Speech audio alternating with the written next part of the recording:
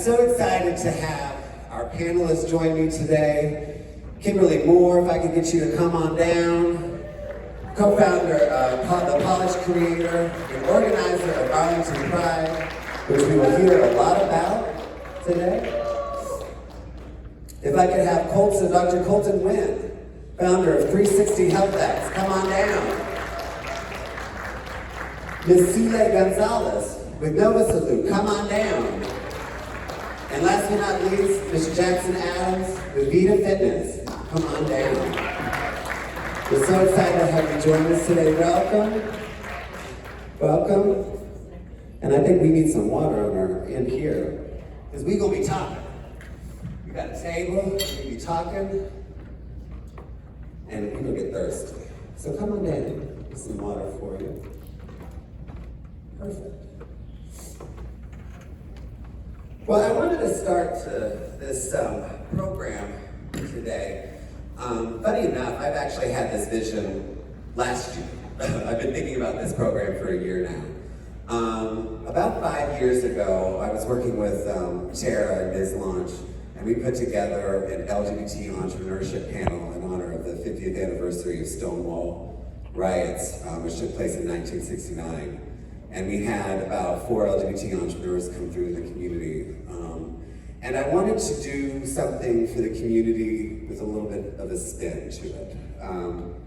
And that's where I came up with this idea of highlighting queer spaces in Northern Virginia.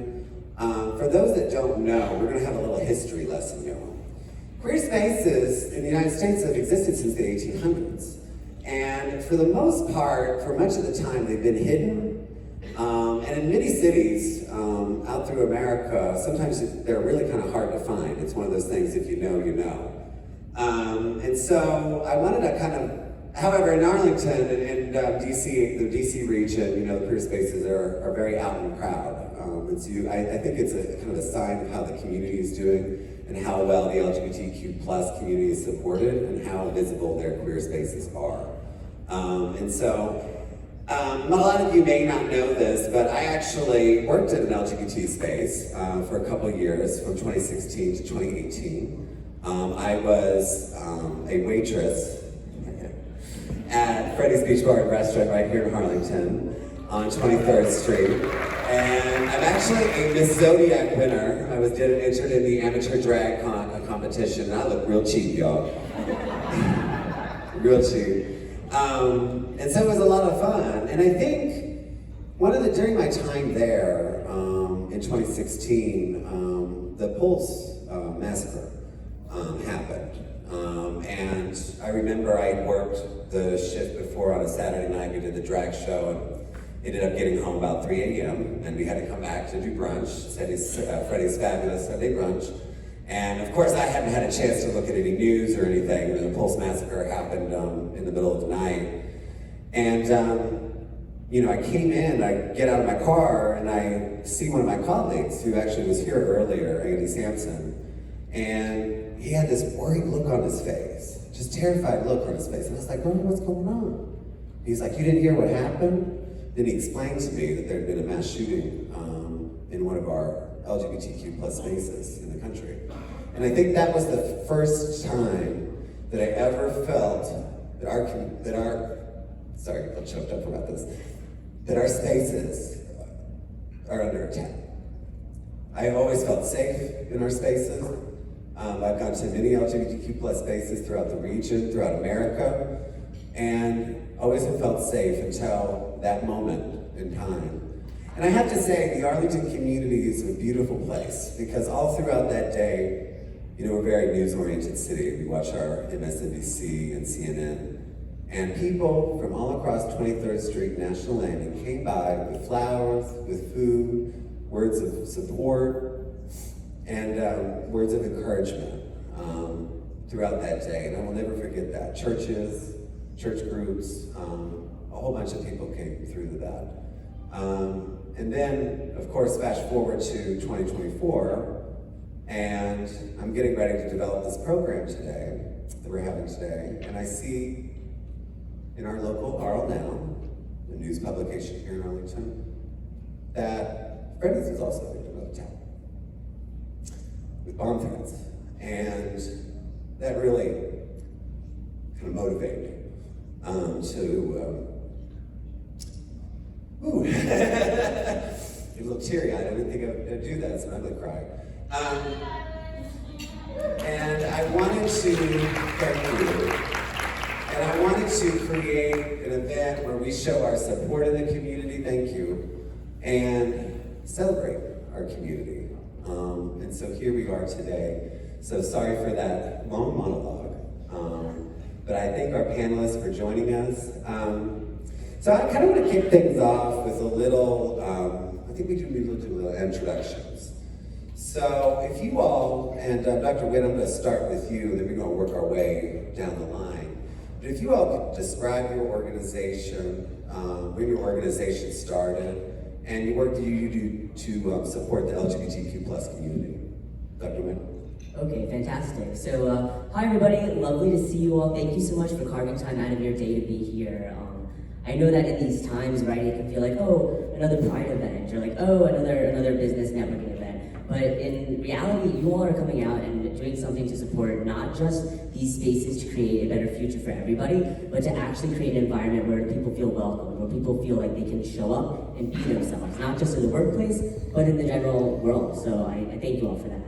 My name is Dr. Colton Wynn. The work that I've been doing since 2021 has been focused around providing gender-affirming spaces where people can, like I just said, be authentic, be who they are, feel like they can actually have a place and thrive and want to be a part of the community. Often at Pride events, people are there celebrating and they're thinking like, oh, this is a party, this is a fun time. But for those in the LGBTQ plus community, this isn't a one-off, once a month thing. We are LGBTQ plus whether we want to be, whether we're choosing to show it, whether we're choosing to hide. It's part of who we are.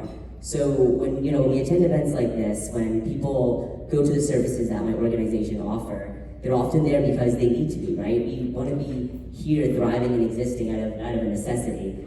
So when I initially founded 360 HealthX, we had a different name. It was Cake Society Co., and it was an acronym. It stood for Community, Activism, Kindness, and Equity. And the kind of funny part about it was a transgender fitness company called Cake. And it was like, oh, you can have your cake and eat it too, because you can be trans and be happy. It's not like you can be trans and you're doomed. You can be trans and be deprived. No, you can have your cake and eat it too. You can be trans and engage in fitness and health services.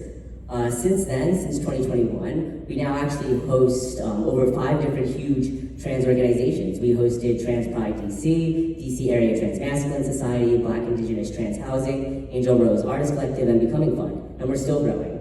And what's really beautiful about that is that we are seeing people from literally all over Maryland, all over Virginia, all over DC, people from even out of state, out of country. Now I'm referring to Zimbabwe, to the Philippines, to El Salvador.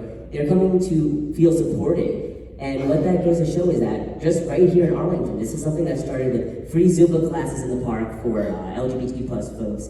And now it's grown to this powerful organization where people feel like they can show up and they can be invited and they don't have to hide who they are. So, I love providing my story in these spaces because it goes to show that Arlington has the power to create change. We have the power together to make a community where people want to be there and want to be themselves. So thank you for this event, I appreciate it. Thank you for joining us. And one of the things that I'm very excited too is to recognize our sponsor for today, which is the Hyatt Regency right here in Crystal City. And the funny thing is that I think it's a very appropriate place to hold this event. Not only has the Hyatts in general been a very welcoming hospitality property throughout the region. Some of you may know that the Hyatt Regency near the Capitol is the location of a very prominent LGBT event, but also this property has hosted the Miss Arlington Pride Drag Pageant for 2023. And I'm seeing our host in the back, Ms. Shakita, joining us. So I do give a shout out. We do have, we closed the book on Capital Pride 2024 over the weekend, and we are getting ready for Capital Pride 2025, which is also World Pride, y'all. And there are 1.2 million people expected to come into the region for that event. And guess what? They don't have enough hotel rooms to do that in DC. So they're going to have to stay in Arlington. We want them to stay at the Hyatt Regency. So there are promos actually on your chairs about that.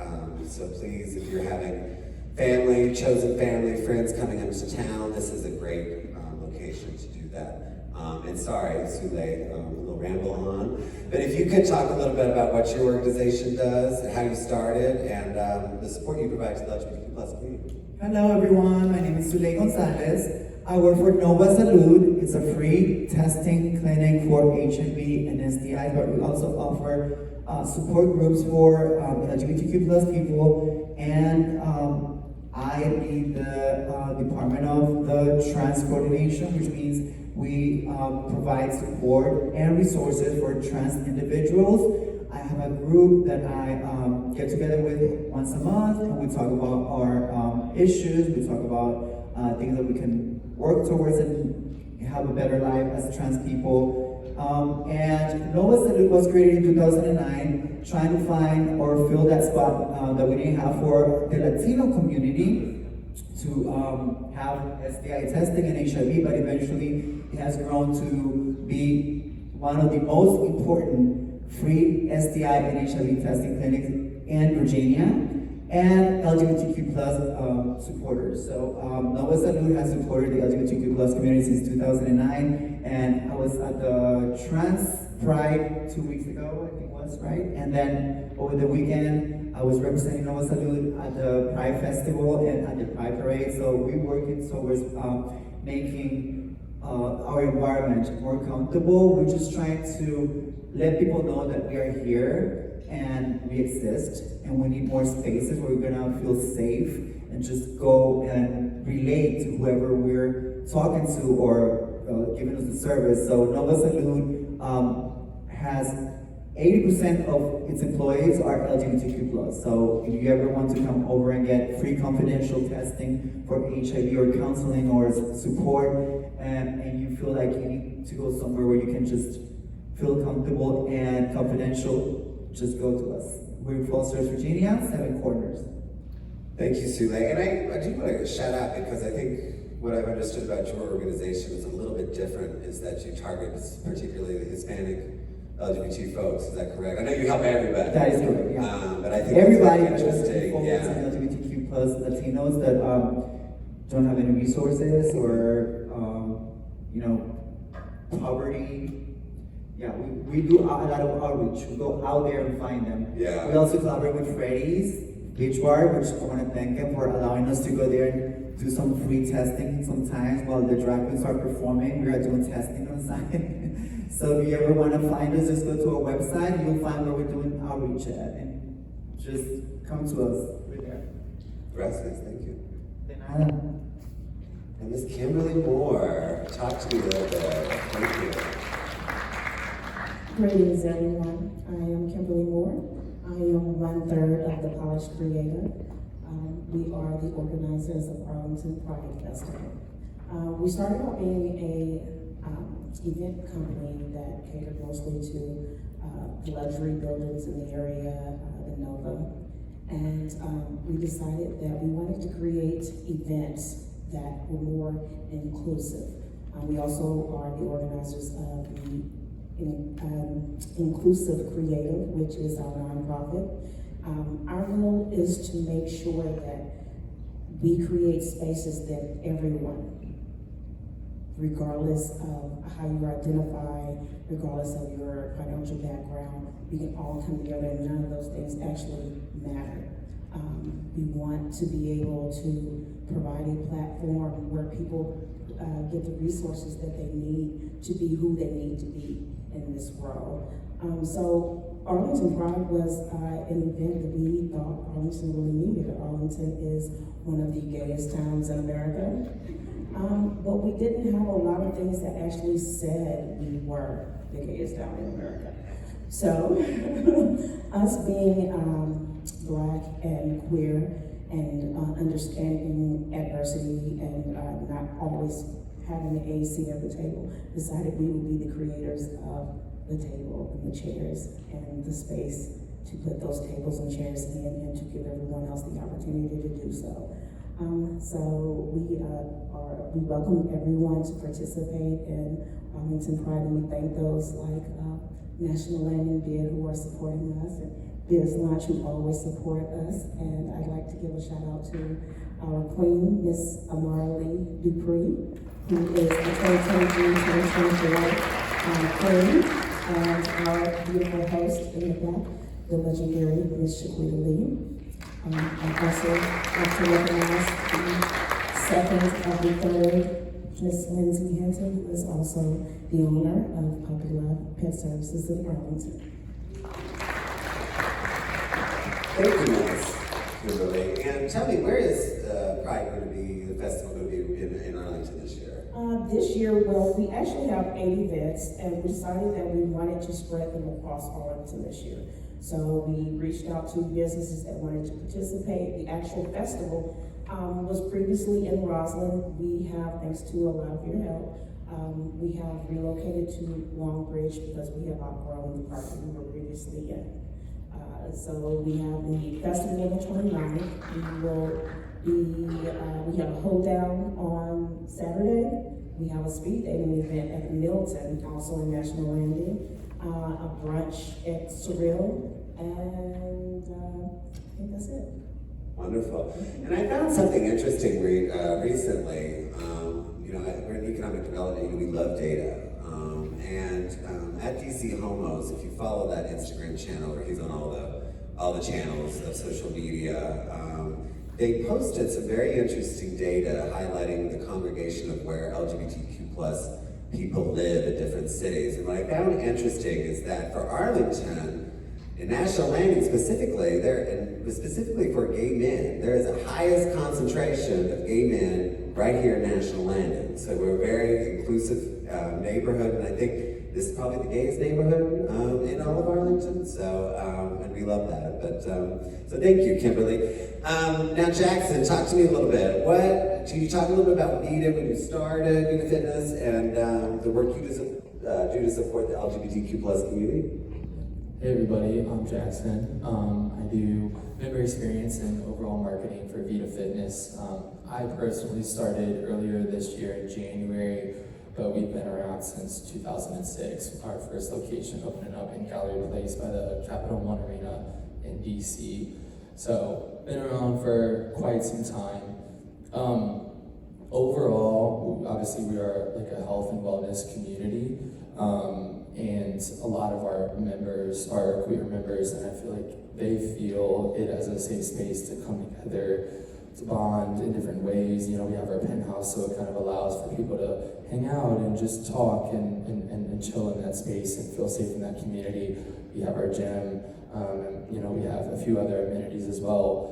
A lot of the work we also do kind of go hand in hand with celebrating Pride, like we just did this past weekend actually. We had our float in the DC Capitol Pride, tabled at the festival on Sunday. A lot of it's, giving back to the community and a lot of community development on our end, bonding with people who are part of the community or just, share like-minded views with the LGBTQ plus community. And we also do that with open houses and stuff, people who are small businesses, who are queer, trying to get their business out there and put them on the map and things along those lines. A lot of our employees are also queer employees. Like I said, members are also queer employees. So it kind of seems like it's a space for a lot of people who are in the community to bond and just share their experiences with each other, make friends, and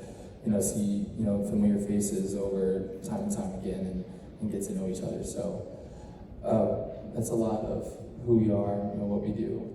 Thank you. And I was real bummed actually. I know you guys at your Navy Yard location were hosting the Capitol Pride pool party, and they had to be postponed due to rain. We also had tornadoes that day, so sometimes I think being from Kansas, these tornadoes are trying to take me home. But anyways, I digress. So I'm looking forward to the postponed date, so I hope to see you there. So I want to switch gears in a little bit and talk about, there's a lot of varying thoughts on this issue. Generally, particularly in this area, LGBTQ plus folks are very well accepted.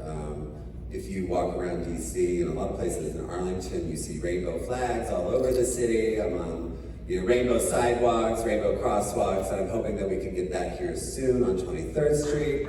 Yes, that is a great news. So thank you, National Bid, for sponsoring that. But I want to ask you all, with the overwhelming acceptance of the LGBT community here, why is it important for your organization specifically to create LGBTQ plus inclusive spaces? Kimberly, do you want to kick that off for us? I think that it's important to get past just the optics of things. It is all fun in June for everybody to pull out the rainbow, and there are people who genuinely support, but it's a little bit more past the month of June and the celebration of. There are people who need resources. There are people who need love and who need kindness and who need genuine support in progressing, not just the party of it. So that is that's our focus, is to get past the party part, but to provide a platform, whether it's the festival, whether it's finding a space, because it's important for people, for us to show up authentically to the world. You cannot fix anything playing the game the way that it's been played. You cannot fix anything doing things the way the person who has their foot on your neck has been doing. We have to get away from that. We have to change how we move forward. So it's important to create spaces that, not necessarily meaning that we have to show up as queer or black or woman or whatever group is, whatever oppressed group we come from, but just creating spaces where we can just be. I think that's great, Kimberly. And one of the things about our community that I think is different than other minority groups is that we exist everywhere in the world, every country, every continent, every language, every religion. There are LGBTQ plus communities, and I think that intersectionality cannot be ignored, and especially depending on your background, whether it be cultural or race or what have you, your experience may be a little bit different. It could be dependent on where you grew up as well. Dr. Wen, Sule, do you have any thoughts on that? Well, as far as Nova Salute is concerned, Nova Salute is creating spaces for LGBTQ plus since 2009, like I mentioned before, because they saw a lack of spaces where our people, LGBTQ plus people, could go and feel safe and just talk about their health issues openly. Because as you all know, when you're LGBTQ plus and you go to just a hospital or clinic or anywhere else, you could actually be rejected. It has happened in the past. So creating safe spaces such as Noah's Salute and all of those spaces that we're mentioning here, it is important so we can feel comfortable enough to open up and feel human and not rejected. So Noah's Salute has been working towards that, and as I mentioned earlier also, most of the employees at Noah's Salute are LGBTQ plus because we need inclusivity, we need to be seen, we need to be integrated in society because we are here, we ain't going nowhere. So visibility is very important, that's why we're doing it at our organization. That's great, and it's interesting that you talk about healthcare access, because that has been a challenge for a lot of LGBTQ plus community, is access to inclusive care. And you do a lot of work with that around that too, Dr. Witten. And I know that Equality Arlington has been advocating, particularly with our hospital system here, to be more inclusive and recognize that we do exist in the community. Anybody, do you want to talk a little bit about that work? Yeah, I'll kind of tie in both the question that I had initially and this one. But I kind of want to bring it back to something we can all relate to, right? So, who here likes those passive videos on Facebook or Instagram with the cats and the dogs and they're smiling, and it's show hands. Who here likes those feel-good videos on Instagram or YouTube? And you're looking at it, it's so cute, it's whatever pet, it's a cat, it's a dog, it's a fish, and it's this is the cutest thing I ever have seen in my entire life. How could somebody take this the wrong way? And then you go to the comment sections, and it's some random person's that cat's gonna die, don't do that. Or somebody's oh, you're a bad pet owner. You know what I mean? You ever see that? It's the cutest video ever. And you go to the comment section, and she's hate. So I wanted to kind of bring this back to, imagine that, right? It's a cat, nobody like, or a dog, or whatever, like, how could you hate that? And then, let's get a little bit more niche. Then you go to like a community influencer, and then you go to their comment section. Perfect example is my Instagram page. Oof, flooded with hate, like terrible, like going right for the neck hate. And the thing that I want to, point out is that these types of comments, right? I did a study, and it goes to show that the amount of hate that's, impacting our community, it raises the amount of Google search for suicide ideology by a minimum of 28%. So specifically in the states that are releasing hate-fueled and hate-centered legislation, children, right? When people want to say like, oh, they're groomers, they're attacking the children. Children, people's children, are going right from that YouTube channel or wherever they see that comment, they're going into the Google search bar and looking up, how do I this?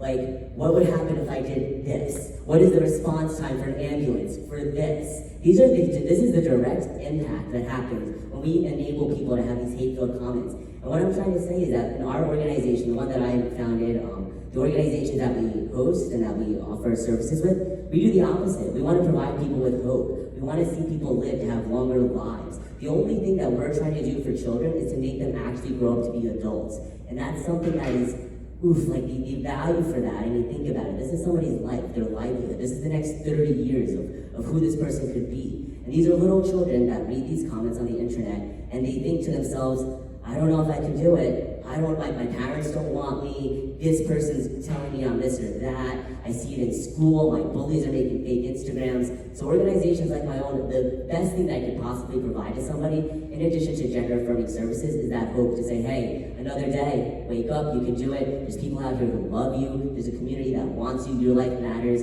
Your future matters. You're wanted. And that is the minimum that any organization like mine could do is to provide that hope to people.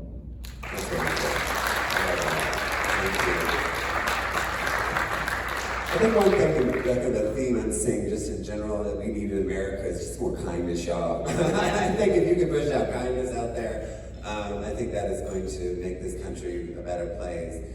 Now, Jackson, I do want to talk a little about, now I want to get back to your comment about hate, but we're going to put a pin in that. But Jackson, I do want to talk about how you all create a safe space for your clients. I know that kind of relates to the work that you do.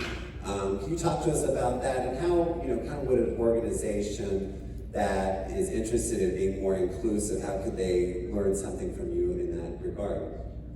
Yeah, I think when it comes with a safe space for our members and our clients, I think a lot of it has to deal with a lot of them sharing the same experiences and sharing a lot of like relatable things with one another. I think that starts because that really builds the community for our members, and I think that kind of allows the introduction into the safeness of it. So when you go somewhere or when you're a part of an organization or a club or whatever it may be, you see that the people around you share a lot of the same values as you, and share a lot of the mindset as you and experiences as you in the past. It just allows for a lot of relatableness, I feel like. So I think that's the start of the safeness of being there and actually, looking around and seeing that you have people that you see people that you have things in common with more than just on the surface level. It kind of gets deep. And then a lot of it comes with just our, diversity and equity and inclusiveness of our organization, and how we share that message all the time, and how we just push that out, and how we think of new ways to even be more inclusive in our organization, because it really is a spot for everybody. So I think when we, as employers and employees of the organization, push that out and really believe that, because we do, and then we actually practice that, I think it allows for people to be like, wow, this is actually a really, great health and wellness organization that I would love to be a part of, because, I love to go to the gym, or I want to sit by a pool, but it's kind of the next step of being like, I can do this with somebody that is also queer, that, shares the same life as me. Absolutely. And I think, and I have to compliment you all at Vita Fitness, having been there, at least the Arlington location, the staff, and every time I've gone, it's a very welcoming environment. And I think for particularly LGBTQ plus people, a lot of times we may have been bullied, particularly in gym. I think all of us could probably, I don't know if you all can share this story, but I had an experience in the locker room that isn't quite, well, a little bit more harassing. At least that I'm speaking for myself there, but and so I think we have this kind of vision of fitness as, oh God, that's gym class freshman year. I don't want to experience that anymore. And I think you all have done a really great job of kind of spinning that narrative and changing that environment. So kudos to you all. Yeah, thanks. I just think that a lot of it can start with the welcomeness on our end. I think once it kind of starts those first 30 seconds, your first interaction with somebody at a business, I think can really change, if you would actually want to do it or not, if you would want to, be a part of that organization, if you want to be associated with them and things along those lines. So. Absolutely. No, that's great. I'm going to pivot a little bit. We talk about, we are an economic development organization, and I think a lot of people don't really know what that means, so I will define it very simply for everybody. We just making communities better. That's what we do. We're creating jobs, supporting development, creating more tax base for our community, et cetera, et cetera. So that's really what we're focused on a broad level, a very high level. But what I've always found interesting is that career spaces, and I joke in this historical context to this as well, is that typically congregate, at least historically, in, how to put this delicately, neighborhoods that have lacked investment. And they have congregated there, the spaces, and they have activated the spaces, and really served as a catalyst for investment. A lot of the work development program businesses that Vita Fitness has opened, that has created, been a launching pad for development along those corridors around their locations. And for those of you that know, DuPont Circle is historically an LGBTQ plus neighborhood. In the 80s, 17th Street was really where to be for the LGBTQ plus community for a long time. And we congregated our spaces, and we made it expensive all, and we had to move further east. So I kind of joke that LGBT people are a little like King Midas. We touch a neighborhood, we turn it to gold, and then we have to kind of get priced out ourselves. But from an economic development perspective, I'm going to start with you, Kimberly. Can you talk a little bit about the work that you all do to kind of liven up the neighborhoods and community? I was at your kickoff Pride event on, was it last week? I think time is escaping, but last week. And, it was held right here at the Crystal City Water Park. And it was a busy little beat. And what I love seeing is that we had a lot of people spending money, ordering food, paying meals tax, which that comes to the county, paying grocery receipts tax, that comes to the county, rent, property taxes, that comes to the county. So can you talk a little bit about that, the placemaking that you all create? We are, after all the great things of being women and Black and queer, we are business people as well. So we always approach things from a business perspective as we reach out to the community. We live here in National Landing. We've seen it before Amazon came in, and we see the improvements happening in the area, and it's beautiful. So we want where we live to flourish. We have other businesses, as I mentioned before, Lindsay, that's Puppy Love. So we want to see every business in this area flourish, which is also why we spread the events across Arlington. So yes, we were very excited to be able to go into something as beautiful as Water Park. And we actually, Nancy took the time to go past each kiosk in the area and ask them, how was this event for you guys? Because everything that we do, someone is supporting us. Business support us, State Arlington supports us. So we want to, that's the cycle we want to keep going. We get supported, we support, we create a platform, we invited out some other vendors. Like there's always a level of support in business in the cycle going on with us. So that is, we hope like last year, the first year we started out, we had 30 vendors for Arlington Pride. Now I have 105 people to figure out where to put them at Long Bridge Park, which is a huge place, but it's important that we're looking at all the aspects. It's not, and it's a handful of us that's the park's creative. We don't have a large group of people doing this. This is us losing sleep, sacrificing our personal lives to make this happen. But there's so many levels of this. There's so many levels of, not just the larger corporations. It's actually what makes Arlington Pride work are the smaller organizations, except for the Hyatt. The Hyatt is huge, and the Hyatt, Donna is amazing. I don't know where she is, but Donna is amazing. And that is probably one of our largest supporters.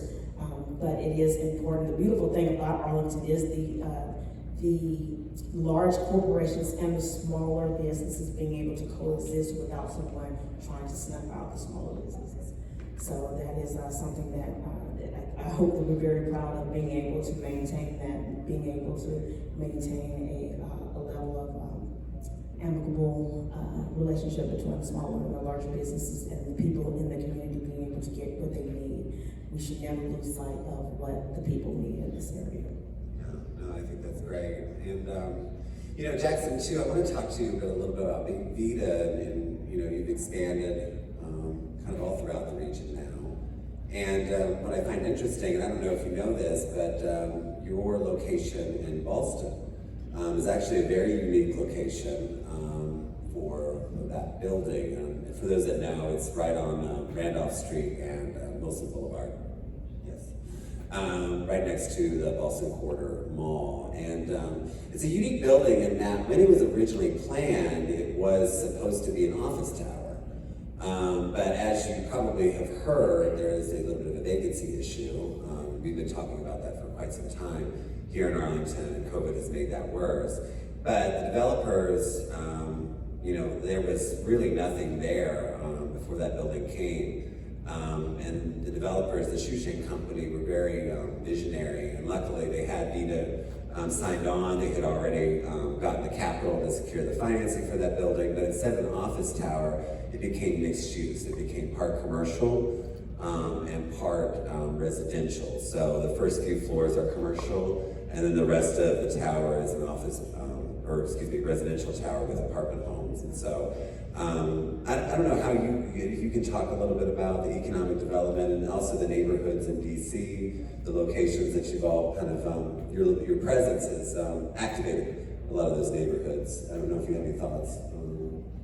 Yeah, I think development-wise, we just really try to scan out, the best areas that would allow for not necessarily just a fitness community, because we do more than just fitness, but just kind of like that overall health and wellness approach, as fitness, relaxation, and all that kind of stuff. But even as that, a lot of it is also events, because we love to just partner with neighboring people, in our community at different locations. So different organizations that we partner with at Ballston for our open house events, and different ones that we partner with at U Street for open house events. And a lot of it is community based, because we also like to see other businesses flourish and grow.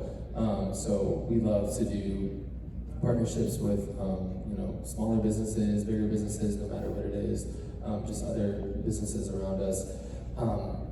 And when it comes to just, the location of it, we just like to, put it out there more and more and more. We just opened up this new location in Reston, which is huge. It's gorgeous. If you haven't checked it out, please come talk to me about it, so you can check it out. And it's just, we like to have that community aspect of it there, where it's kind of all hands on deck, and we love to do different kind of partnerships, sponsorships and things along those lines. It's wonderful. And I'm going to kind of change this a little bit, Dr. Witt, it's too late for you, but what I found interesting is I found a report, and it's a little dated from 10 years ago, from USAID. You may have heard of that organization. They're located right here, but it's the US government's aid funding machine. And they did a report in talking about inclusivity and countries that particularly were more inclusive of the LGBTQ plus community had more economic growth. And when you talk about equity, I've seen numbers done. You talk about race and equity. I think the U.S. could gain $7 trillion in GDP by addressing these equity issues. And so I'm curious, Dr. Wynn and Sule, what your thoughts are in especially particularly the trans community, because I think that portion of our community has been highly under attack. And I don't know if you have thoughts around that, and feel free to just jump on in. Well, I want to start by saying that we're a nonprofit organization, so obviously we get our funding through the state and some sponsors, but we also create our own fundraising events, and what we're trying to do is we try to have our own doctoring premises, and also we want to have our own pharmacy, so we can help the trans community get their hormones and treatment and everything else with us, because right now we only have resources, so we have to send them out into whatever organization is capable of doing that. So we're constantly trying to reach out and find more sponsorship or more grants to do so. And it is very important to have a place for trans people in general to go get their medication and their checkups, because in this area there's only a couple of places that we actually can go to because there's no funding for that. So most of the money is going towards other organizations doing different things, but we're not focusing on trans people, and I think trans health is very important. There is suicides being committed by trans people because they cannot have access to their treatments, and so gender dysphoria is real, and when you feel like you don't have access to that medication that is going to actually help you transition, get to the stage where you want to be at, then you become vulnerable. And so we need to create those spaces where we can have access to that medication, those places where we can have access to mental health, and all of these programs needed for trans people in general, men and women. And I feel like organizations like Nova Salud trying to do this need to be pay attention to, because we've been reaching out to a lot of our companies and organizations to help us do this, and hopefully eventually we're gonna get the finances so we can create our own space for trans people health specifically. Yeah, I think that's really important. I mean, to tie that back in to economic development, I think, one thing, when people feel accepted in communities, they do this thing, they spend money, right? And that has a trickle-down effect. And they also are able to participate functionally in the workforce. That has a trickle-down effect, and that benefits us all. And you probably have thoughts on this topic too. Absolutely. This is literally where I've dedicated a majority of my work in business psychology. So it's incredible. It's incredible when we think about the intersectionality with women's rights, right? Cisgender or transgender women's rights, and also transgender rights in the workplace. Because 9 out of 10 folks who are transgender, expansive, or queer identifying experience discrimination in the workplace, and that's a spectrum. It ranges from direct sexual harassment all the way to microaggressions, similar to like what cis women have encountered for years historically in the workforce, with being assigned non-promotable tasks, facing longer email response times, dealing with bosses not taking them seriously, dealing with not having the ability to move upwards in their career, right? This is the same thing that transgender folks experience. And the thing that's also kind of remarkable about that is that when trans women actually transition, they actually have the risk of losing 1/3 of their income because now they are identifying as a woman.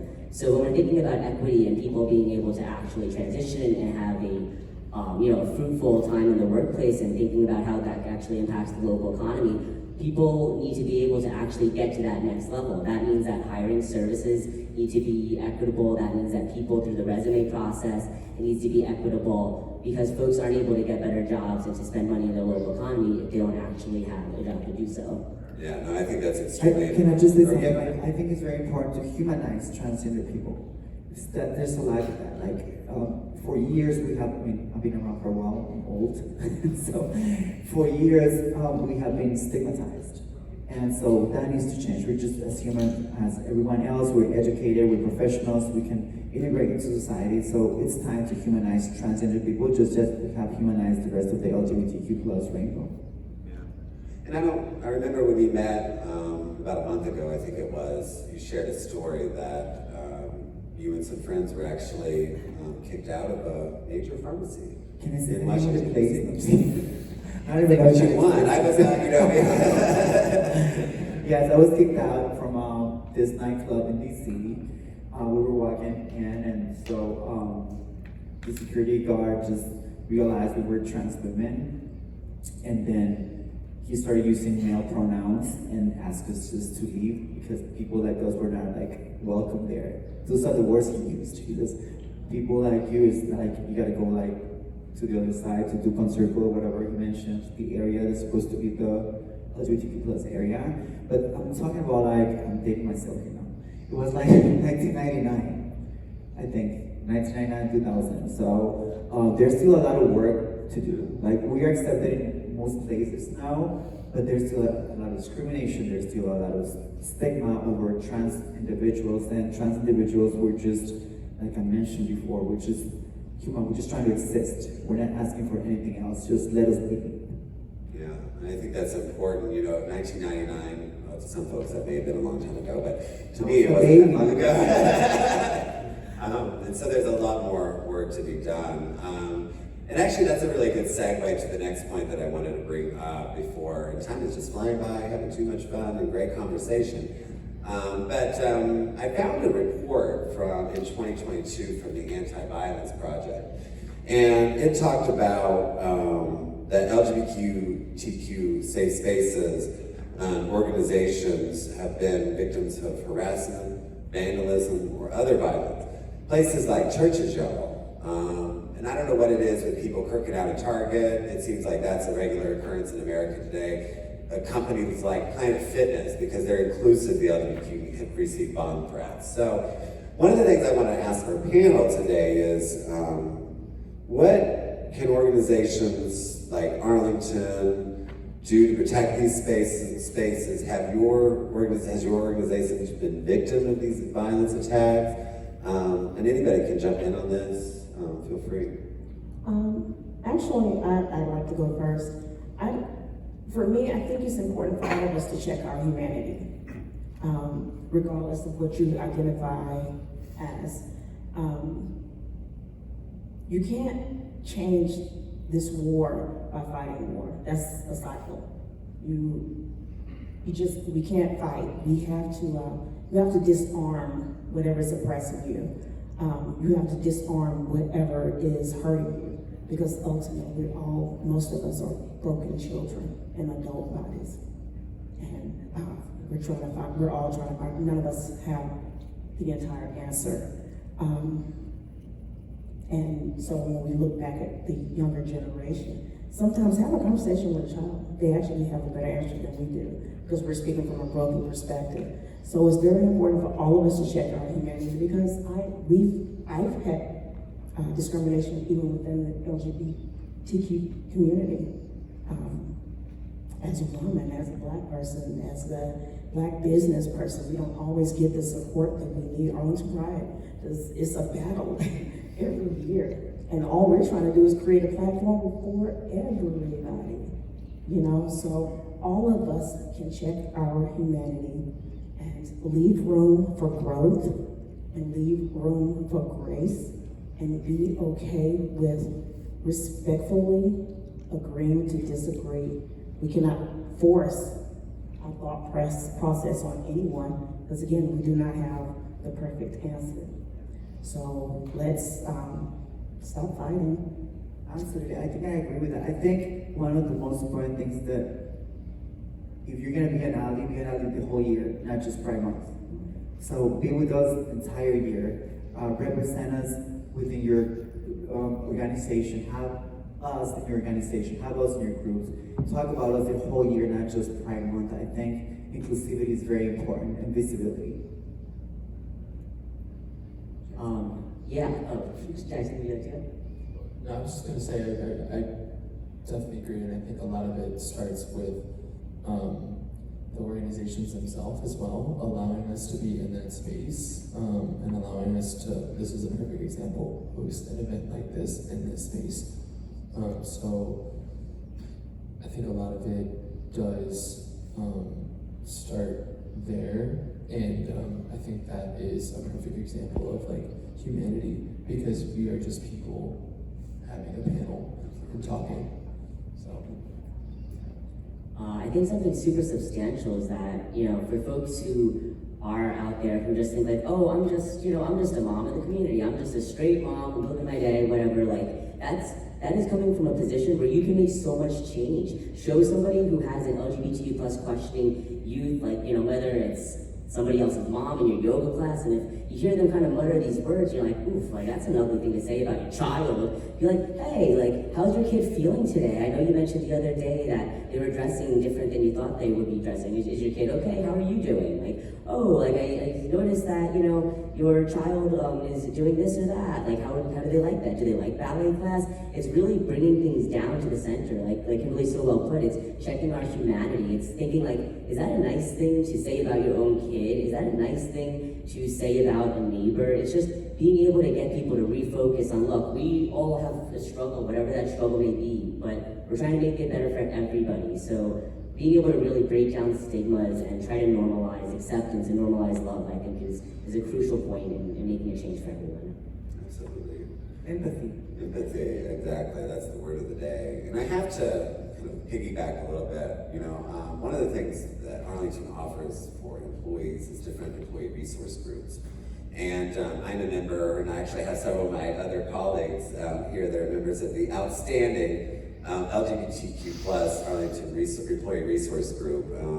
And we've actually made some gains. You know, it used to be that Arlington now hosts an annual Pride proclamation. I have that here with me. We're going to have the county board member read it, but you could not make it today. So I have that here with me if you're all interested in looking at that. But we do that every year. All the county facilities now have a Pride flag. The other thing that's interesting, as we build new county facilities, the Aquatic Center, which was one, the remodel at Bozeman, at 2100 Clarendon Boulevard, they now have gender-inclusive bathrooms, which was and that was all because of our advocacy internal to the county manager. So we're very proud to be part of that. But it is you gotta keep pushing, for sure. And I could talk to you all for hours. I wish we had more time, but we are at time. So any real quickly, any final thoughts for today? Anybody? Actually, I'd like to, if I could, thank somebody, because this particular person has been with us from day one and has provided us with the resources and has pointed us in the right direction, has given us the keys to create this platform for Pride. And that is Tara. Yeah. Stand up, man. I want to see you. She's one of the most amazing people that I've met in life. I agree. And she has, all of us have, almost everyone in this room has had some kind of interaction, has had some kind of impact made by Tara, and I'm most grateful for you. Yeah. We like to get into good trouble at Biz Launch, isn't that right? That's right. Yeah. So I am mindful of time. I thank you all for joining us. You know, it's funny with June, I always feel a little like Mariah Carey, right? Like in Christmas, right? Emerge from the ocean, June 1st, and then at June 30th, I return into the ocean. And so I have another few other things going on. Next week on Monday, I'm actually hosting with Arlington Pride speed dating. So if y'all single, anybody LGBTQ plus single and want to mingle, that's a great opportunity. One of my missions. I say what? You mean wear Mary or Sure, why not? And the other thing that I'm doing, I'm very committed. I would love to see more LGBTQ entrepreneurs, as well as LGBTQ plus inclusive spaces in Northern Virginia. We help small businesses, we help entrepreneurs, and at the end of the month, we are doing a business plan webinar designed to teach you how to get that money, which is very important to start any kind of business. So I hope you all can join us for that. And I want to